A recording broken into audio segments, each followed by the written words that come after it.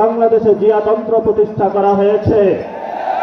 তারা আমাদের ব্যাংকগুলো দখল করেছে, তারা পার্লামেন্ট দখল করেছে, তারা বিভিন্ন জায়গায় দুদক দখল করেছে।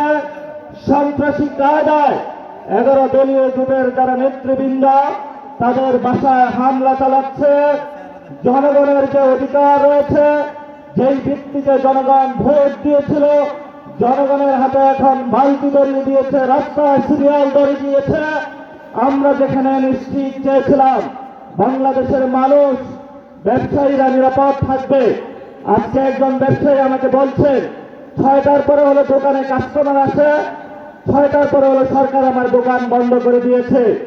পেট্রোল পাম্পের সামনে গিয়েছি, একজন পাঠা উবার চালক আমাকে বলছেন আমি এই বাইক চালিয়ে হলো টাকা ইনকাম করে আমার সেই গ্রামে বাচ্চাকে পাঠিয়ে থাকি, সারাদিন সিরিয়াল ধরে থাকি।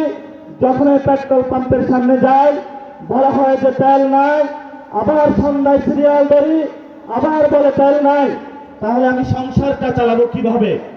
বাংলাদেশের সাংবিধানিক যে প্রতিষ্ঠানগুলো রয়েছে, সেই সাংবিধানিক প্রতিষ্ঠানগুলোকে আমরা যখন একটি নতুন বাংলাদেশে সংস্কার নিশ্চিত করতে চেয়েছিলাম, দুদকে সংস্কার নিশ্চিত করতে চেয়েছিলাম, বিচারালয়ে সংস্কার নিশ্চিত করতে চেয়েছিলাম, পুলিশ প্রশাসনের সংস্কার নিশ্চিত করতে চেয়েছিলাম, সাংবাদিক ভাইদের সংস্কার নিশ্চিত করতে চেয়েছিলাম, ব্যবসায়ী ভাইদের সংস্কার নিশ্চিত করতে চেয়েছিলাম, ব্যাংকিং খাতে সংস্কার নিশ্চিত করতে চেয়েছিলাম।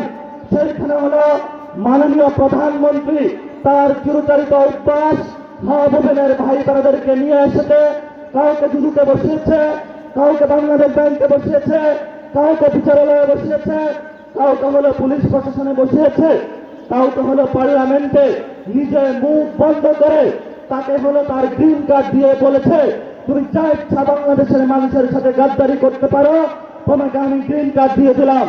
এই যদি হয় জিয়াউর রহমানের সন্তানের ভবিষ্যৎ, এই সন্তানের ভবিষ্যতের সাথে বাংলাদেশের ভবিষ্যৎ যাবে না, যাবে না, যাবে না। বাংলাদেশের ভবিষ্যৎ যাবে উসমান আদির পথে, বাংলাদেশের শান্তির পথ যাবে আমাদের 71-এর শহীদদের পথে, বাংলাদেশের ভবিষ্যৎ যাবে 24-এর গণঅভ্যুত্থানের শহীদদের পথে। যদি এই পথকে বাধা হয়ে দাঁড়ায়, আমরা তাদেরকে প্রতিরোধ করতে প্রস্তুত আছে ইনশাআল্লাহ। আমরা সেই দিন শাহবাগে দাঁড়িয়েছিলাম, সরকারকে আলটিমেট দিয়েছিলাম, আমরা কালকে কাউরন বাজার যাচ্ছি, এরপরের দিন পানগেট যাচ্ছি, এরপরের দিন গণভবন যাচ্ছি। সরকার কর্ণপাত করে নাই। আজকে আমরা পল্টন মনে দাঁড়িয়েছি। আপনাদের জানাশোনা থাকার কথা, ইলেকশনের পরে আমাদের 11 দলীয় জোটের প্রথম প্রোগ্রাম বাইতুল মোকাররমে হয়েছিল। আজকে আমরা আরেকটু এগিয়ে সেইখানে প্রোগ্রাম করেছি।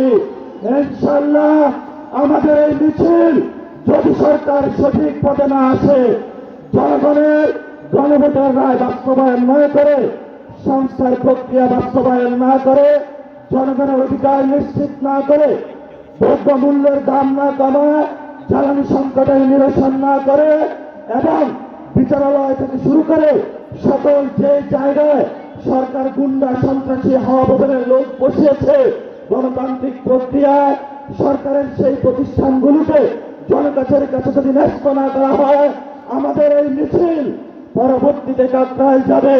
এক এক করে সরকার যে পরিকল্পনা করছে বাংকার বানানোর জন্য, আমরা সেই বাংকারে গিয়ে উপস্থিত হয়ে বলব বাংলাদেশ স্বাধীন।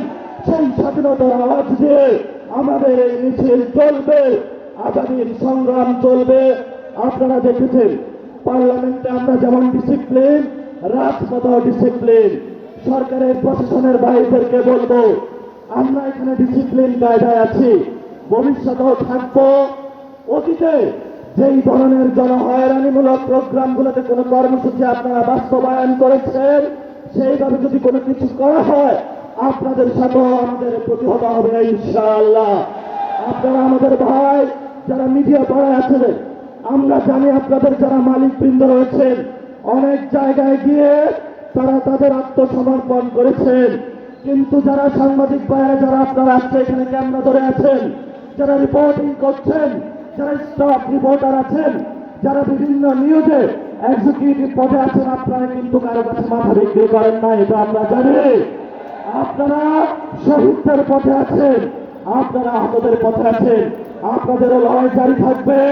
সচিবালয়ে যারা আছেন, আপনারা রাজপথে যে মানুষগুলো যুদ্ধ অবতীর্ণ হয়েছে, এবার তাদের সাথে থাকবেন। সাথে সাথে যেই ব্যবসায়ীরা গুলশান অফিসে সিরিয়াল দিয়েছিলেন, এখন আমাদের কাছে এসে কান্না করছেন, কান্না তখনই আমরা শুনবো যেদিন আপনারা গুলশান অফিসের আইন বন্ধ করে জনগণের কাছে আসবেন, তবেই আমরা আপনাদের ওই দিন কথা শুনবো।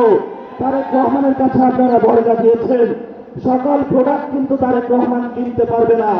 যদি কনজিউমার বলেন, কনজিউমার কিন্তু আমরা। যদি ভবিষ্যৎ আপনাদের নিরাপত্তা নিশ্চিত করতে হয়, নিরাপত্তা নিশ্চিত কিন্তু আমরাই করব। ভবিষ্যৎ বাংলাদেশের যে আদায়ের সংগ্রাম, মুক্তির সংগ্রাম, গণতন্ত্রের সংগ্রাম, জিয়াতন্ত্র থেকে মুক্তির যে সংগ্রাম, জিয়া ফ্যামিলিকে বাংলাদেশ থেকে, বাংলাদেশের মানুষকে জিয়া ফ্যামিলি থেকে উদ্ধারের জন্য যে সংগ্রাম, সেই সংগ্রামের সবাই সবাই ঐক্যবদ্ধ হবেন, রাজপথে থাকবেন, লড়াই চলবে দুর্বার গতিতে। আসছে ফাগুনে, বসন্ততে, আগামী দিনগুলোতে দ্বিগুণ, তিনগুণ, চতুর্গুণ হয়ে ইনশাআল্লাহ আমরা মাঠে ফিরব। সবাইকে সালাম, ইনকিলাব জিন্দাবাদ, আজাদি জিন্দাবাদ। সংগ্রামী ভাই